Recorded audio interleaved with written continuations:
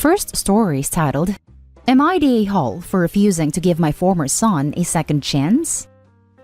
I, 48 male, find out my ex, 49 female, had cheated on me and that the 2 children she had given birth to, 23 female and 21 male, only one, the girl, was mine.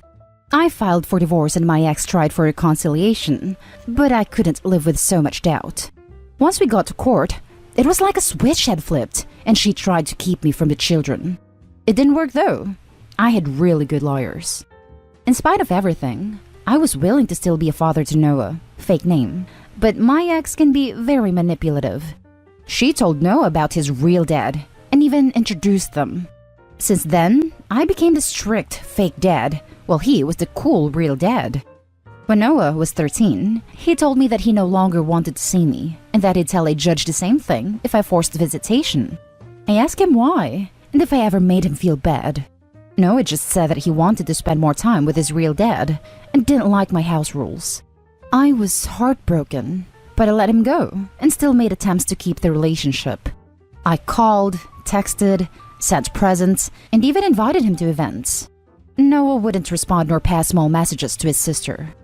When Noah was 18, he illegally changed his surname to his father's and told me there wasn't enough room for me to attend his graduation.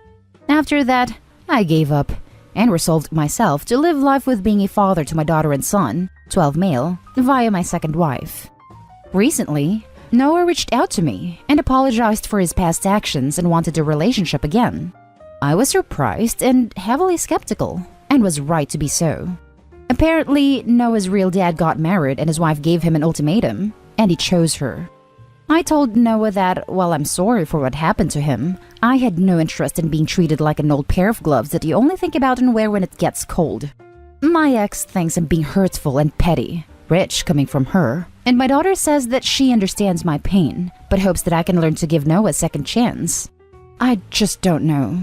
Because I'm in a place where I'm fine not having Noah in my life or having any communication with him. And I don't want to rekindle a relationship just for him to drop me again when his real dad changes his mind.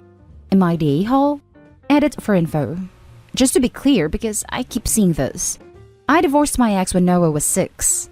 My ex told Noah the truth about his parentage when he was 10, and his real dad came into his life at around 12. This all didn't just happen when he was 13. By the time he reached that age, he already had at least a year to process the information. When I asked my daughter, since Noah wasn't talking to me, if she thought her mom was pushing Noah to say those things, she said no.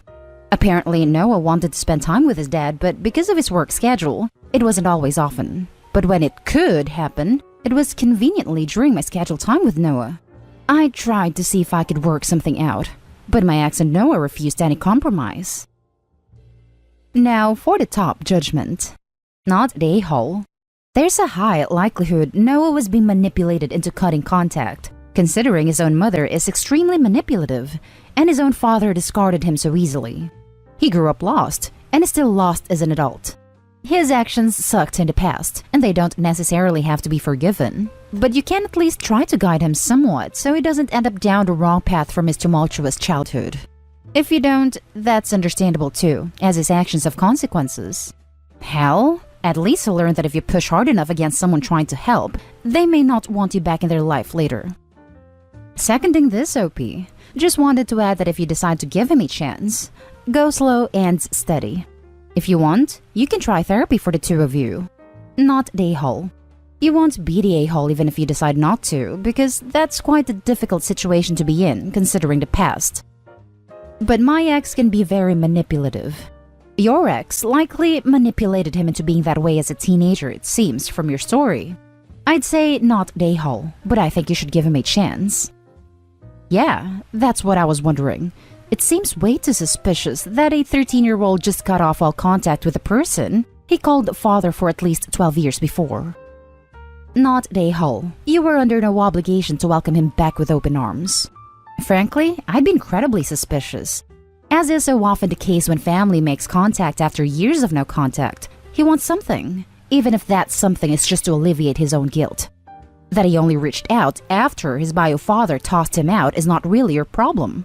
What was the basis of this so-called ultimatum that a new wife gave that forced any kind of choice on the bio father? That itself sounds suspicious. Was by a father supporting him or giving him money and/or a place to live? What possible conflict could there be with a 21-year-old adult child that would force a choice? There are a lot of missing details to the son's story that all go toward his credibility and the reason he's suddenly so interested in a relationship. It's been over 8 years since you've had any meaningful contact, and probably a lot longer since you've had a paternal relationship with him, probably since the actual divorce. He's essentially a stranger to you. Why is everyone else so interested and invested in you rekindling a relationship with a stranger? Frankly, it would take years to get to know the person he is today. Isn't 21 right around the time you start paying back the student loans? Now for the next story. Am I the a-hole for spending $6,000 in my daughter's room and refusing to do the same with my stepdaughters? I, male 42, have a 16-year-old chronically ill daughter and her name is Lauren. She's the light of my life, best thing that ever happened to me, and it's absolutely devastating to see her struggle like that every day.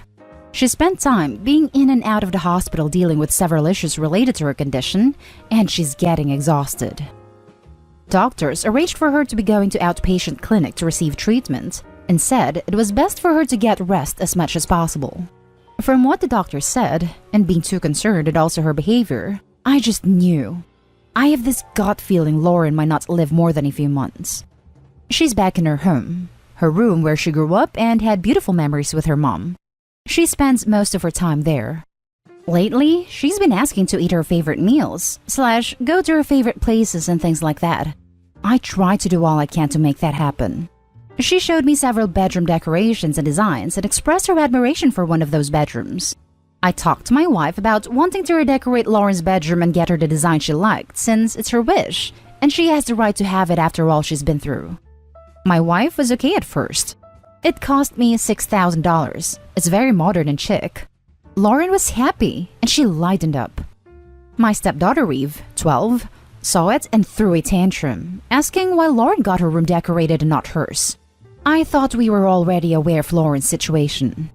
Suddenly, my wife said maybe I should get Eve's room redecorated as well, since it was obvious she wanted the same thing. Well, first off, all the money was pulled out the emergency fund I put aside for Lauren. And also, I can't afford to pay another $6,000 to get Eve's room decorated right now. I have responsibilities and Lauren's situation is different. When my wife argued that I was avoiding responsibility for messing up, I told her to her face that Lauren may not be around in a few months, and this was her wish, and she should understand and respect her wish instead of encouraging Eve and telling me to pull another $6,000 from the emergency fund for Eve's room. My wife says she understands, but that was the right thing to do if I don't want to cause difference in treatment between the girls and resentment. I lashed out. I just snapped. I told her she was being reasonable and should just either stop bringing it up or use her money to redecorate Eve's room since it couldn't wait. It got too much. I didn't want Lauren to notice the drama and feel guilty and be robbed from her joy and excitement of her new room. I worked hard to make sure all her wishes are respected. The issue is still here, and I feel helpless because Eve deserves a room too, but I can't afford to pay anymore. My daughter suffers from heart failure. She has a medical device VAD to help and support heart function. She can't do most things on her own. She's constantly tired and out of breath. Fluids built up in her legs. She deals with other issues which are worse, but the worst is her inability to breathe properly. I've been told that my daughter may not be able to wait any longer till she gets heart transplant. We've been waiting for a while and her health has been declining, and the device is there to help her till she gets her operation, but she may not wait for more than a few months. Now for the top comments. Not day haul. Make it an age thing. Just tell everyone that she will get to redo her room when she's 16 like Lauren. Then you and your wife can start setting aside money for it now. This is perfect. Sweet 16 present. In the meantime, she should still get a makeover with maybe an accent wall, fresh paint, new blankets or art. I think she probably is feeling very left out though, even though Lauren is so sick and you might imagine she should understand. Please make sure you are spending time with her alone, as a family, and making both girls feel special as individuals. Therapy might be good too, since having such an ill family member is incredibly scary. It also takes the focus off the healthy kids in a way that can't be avoided, and that hurts. So maybe a good option as well. Not day haul. She's dying for goodness sake. Your wife should take this as an opportunity to teach her daughter empathy. I think you, Eve, and your wife might benefit from some family counseling to really bring forth that sometimes life isn't fair, but you love both Lauren and Eve. But sometimes people's circumstances are different, so they get different treatment. I really don't have a judgment here. This is heavy stuff. The next story is titled, Am I the a-hole for testifying against my family in court? So, long story. We'll call my one brother 33 male, Chris. Chris has a baby mama and 2 kids with her. We've known her for almost 10 years. Kids are younger, 5 and 2. They were engaged, but it turned out she wouldn't marry him until she started treating his issues. So, flashback about the time they started dating. Chris was already an alcoholic and living with us while I was in high school. He'd just gotten out of the military, so he was figuring stuff out. While here, he tried to take over as a disciplinary figure for me, 25 female currently, since my father had moved across the country for work. This didn't go well. He ended up getting kicked out and eventually came back and lived with us for a few months because my parents always continued to give chances. Fast forward, I'm finally out of that place and in college, and he knocks up his baby mama for the first time. He isn't treating her well at all, to sugarcoat things. I'm still at school knowing this is going on, and I reach out to baby mama every now and then, letting her know that she has a support system and that she'll always have someone there for her if she needs anything. Fast forward again, and it's Thanksgiving a couple years ago. I've finally grown into my own person, and I don't put up with people being treated poorly, whether it be myself or others. I notice that he's still displaying toxic and horrible behavior towards her, and I make a comment trying to deflect from her and bring the attention on me. Their toddler was present. Later, things escalate dramatically. My parents tell him to leave or they'll call the cops. Sugar-coated. This is where the conflict really starts. After a couple weeks, my family pretty much brushes everything off, and I'm the one making waves and making everything uncomfortable. The only person on my side is my oldest brother, 36 male, who lives out of state. It gets to the point where I limit contact with all of them for a couple years. Which brings us to now. My parents at least see that Chris for who he really is. They rarely ever speak out against it though, and they rarely see him now. The rest of the family still treats him like he's a god who was in the Marines for 4 years. The courts temporarily grant custody to baby mama due to COVID. Suddenly, he is suing baby mama for full custody and wanting her to pay child support. He brags about how much he makes, and it's what makes him a man in his mind. The family that worships him is testifying about how great he is. And then, there's me. I actually reached out to baby mama and tell her that I'll tell everything to the courts in her defense, and she agrees. So, I'm testifying against my brother, and my parents sort of understand. But the rest of the family has completely rejected me, as in literally refusing to invite me to a close family wedding. Am I the a-hole? Extra info. The stuff I described that he's done is literally the tip of the iceberg, and unfortunately I currently can't give more in-depth details. Not the a-hole. He's abusive and your family's enabling his behavior. I hope he doesn't get custody. Good luck. You're doing what's best for the child and the mom. You've said you had already started distancing yourself from your family. I didn't think they would want to associate with you after that. Good luck. Not the a-hole. And I'm going to be blunt here, OP. Your parents are a-holes in this situation too. They are choosing 1. Your brother's pride over the well-being of their grandchildren. 2. To let you be offered up to the sharks of the family. By not speaking out against him, they're increasing the chances that he can inflict immense pain on those kids. By not speaking out against him, they're communicating to the rest of the family that you are out of line. They need to be adults and treat your brother like an adult as well. They need to stop giving him a mask of respectability within the family and outside it. They're enabling his behavior even if they no longer see him. That does not help. They're letting him control his own narrative, and there's so much destruction that can lie in its wake. They raised him into the man he is today. They need to take responsibility for that. His actions are not their crimes, but them refusing to be honest about his feelings shields him.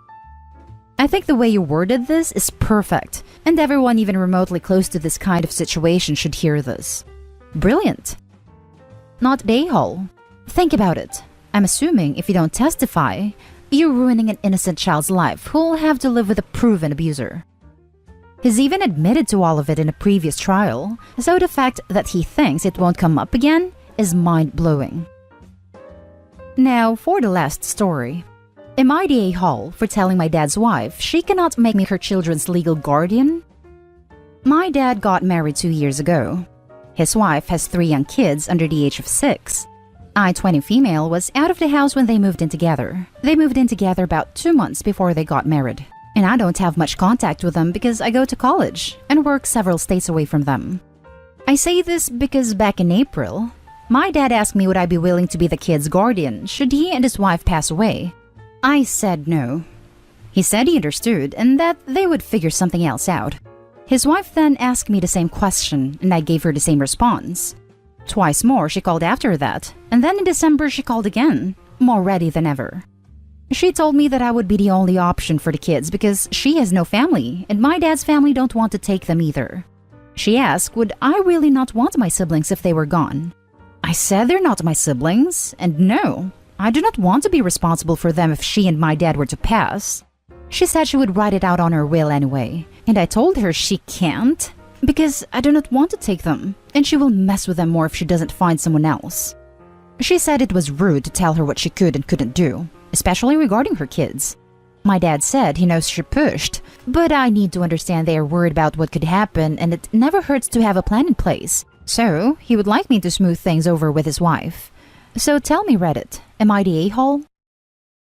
Not the a-hole. She cannot make you their guardian no matter what she puts in writing in her estate documents. She can say these are her wishes, but she cannot force this to be done, especially since she'll be dead. We found out that there is absolutely nothing stopping our family from contesting our wishes for our daughter if something happened to us. We want our close friends to take her, not our parents or siblings, but they can't challenge that. And it is always up to family court to affirm that our chosen guardian is suitable for the responsibility. That is true, but if you very explicitly explain in your will exactly why you don't want certain relatives to get guardianship, and you have good reasons, the judge is unlikely to overrule your wishes. Not the a-hole. You are not obligated to become anyone else's legal guardian, not even close kin.